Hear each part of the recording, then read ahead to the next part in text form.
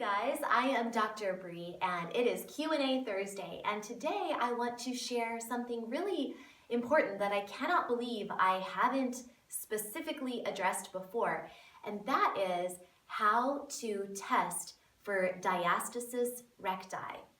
I also call it Diastasis Recti. I've heard it both ways from different people I've worked with, different sources that I've studied and read and connected with, and you know what?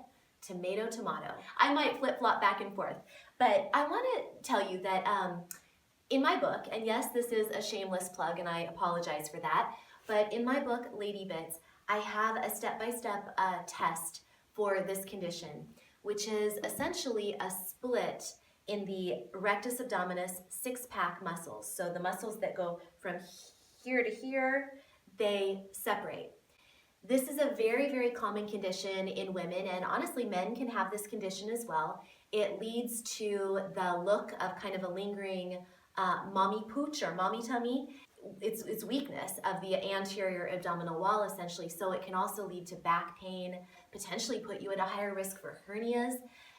It's something that you want to be aware of, because if you have this condition, you want to avoid certain exercises, such as sit-ups and crunches, and even an excessive amount of planks or hands and knee type exercises like this. It's not to say that you can't ever do those exercises, particularly the planks and the hands and knee exercises, but since your anterior abdominal wall is weak, they can be problematic, and it can actually aggravate the condition and make it worse rather than better when you're trying to heal it and close it. Today, I'm not going to talk about how to heal or work with the condition, the diastasis recti. Rather, I'm just going to talk about how to test for it. And this test is really something that I am intending for people who are not pregnant. Now, just so you know, this condition happens to almost some sources say every single pregnant woman when their muscles actually separate because of the baby. It gets so big. So that's why I don't think it really, it's not something you need to worry about as far as testing for it when you're pregnant, because honestly, yes, you probably have this condition. It's something that we want to focus on after you've had baby. Or even if you haven't had a baby, you can still test for this because it's still possible that you have this condition for a number of reasons. Let's go ahead and get started. Again, this is for women who are not pregnant. You will start by lying on your back.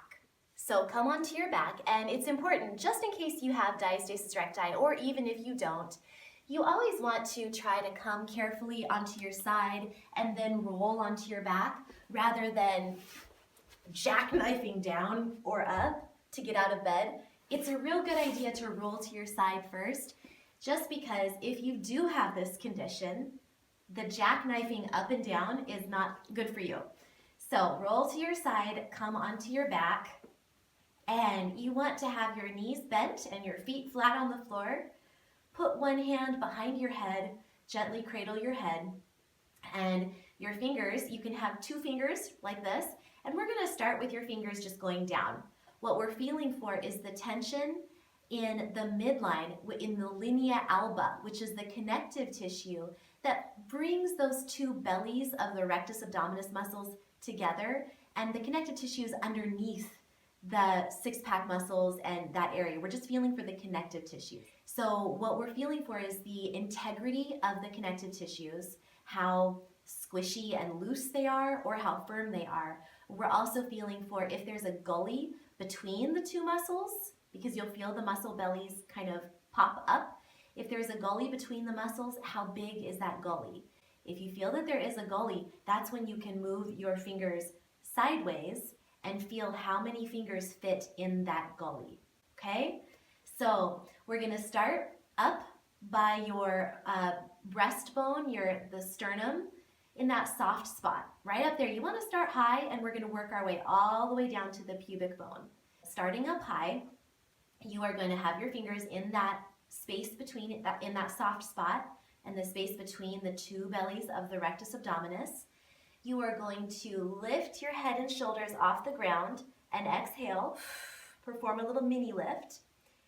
And I always like to encourage people to, before they exhale, do a tiny, gentle little kegel, little pelvic floor muscle contraction before you crunch, just to keep everything supported from down below as far as your pelvic organs. We certainly don't want to have any prolapse feeling happen when you crunch. So tiny little contraction of the pelvic floor muscles, tiny, if you can. If you don't know what I'm talking about, don't worry about it for this.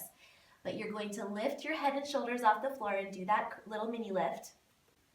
And you're going to feel in that area between your bellies of the rectus abdominis muscles all the way down to your belly button, and then let your head down. Now, did you feel tension in those deep connective tissues?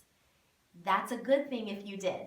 If you felt like they just went like in, like Pillsbury Doughboy, then that is something that we want to consider. That is positive for diastasis recti and weakness of those connective tissues. So the next thing you want to test for, again, if you felt that there was either a weakness in that area, or if you felt the muscle bellies kind of, that there was a wide separation between the two muscle bellies, you want to feel how much space is between the muscle bellies. So you can put your fingers then sideways and say, is it 1 finger gap? Is it 2 finger gap? Or is it 3 finger gap? So 1, 2, 3, hopefully not 4. So you're feeling for how wide is the gap and how tense, what's the tensile strength of the connective tissues in this midline area. So again, we're gonna go now down from the belly button to the pubic bone. So lift, same thing, mini lift as you exhale, and then feel from the belly button down, down. You're gonna wanna adjust your pants. I won't do that here, but adjust your pants so you can feel all the way down to your pubic bone. So again, you're doing little mini lifts like this, setting your head down as much as you need to, and all the while going down, feeling for the tensile strength of the connective tissues underneath, and also if there is a gap between the two bellies of the rectus abdominis, feel how many fingers fit in that gap. So that's when you turn your hands sideways and feel. So again, we start from the top, work our way down to the belly button, then you can go from the bottom of the belly button down to the pubic bone. I hope that gives you a starting place for checking for diastasis recti. Again, very common condition that most people do develop during pregnancy, but it's also something I don't want to scare you about. A lot of people have absolutely no problem recovering postpartum. The separation closes on its own, everything's fine. But if yours hasn't closed successfully after you've given birth, after maybe it's been 6 months or 3 months or maybe a year or maybe 5 years, and it still hasn't closed, then that's where you want to be sure you're taking extra special care and working with a program that can help you close that gap, or at least make it a functional diastasis, which means that you are nice and strong underneath, from the deep abdominal muscles all around are strong, your core is strong, even if you still have some separation, the connective tissues underneath are strong, you're eating well and drinking plenty of fluids to support tissue health, you are lifting correctly, you're exhaling on exertion, your posture is great and tall. When you do all those things, you're going to either completely heal your diastasis recti, or you're going to be left with a functional diastasis, which means that you're doing fine, you're okay.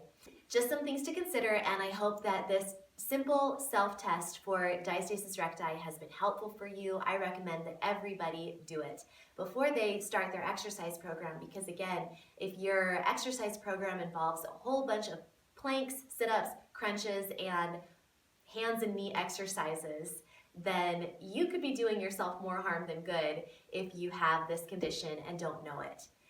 Thanks so much for watching, and if you love safe, feel-good fitness and yoga videos and new stuff every week, be sure to subscribe to my channel. You can also head on over to my website, femfusionfitness.com, for more ways to get in touch and to learn more about my book.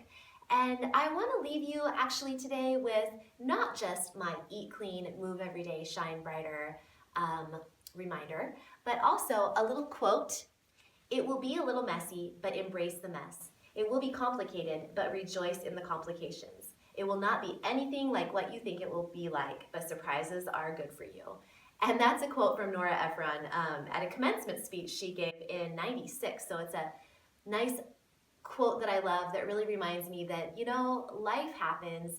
Things like diastasis recti happen. Things that complicate matters, complicate fitness, complicate life, they do occur.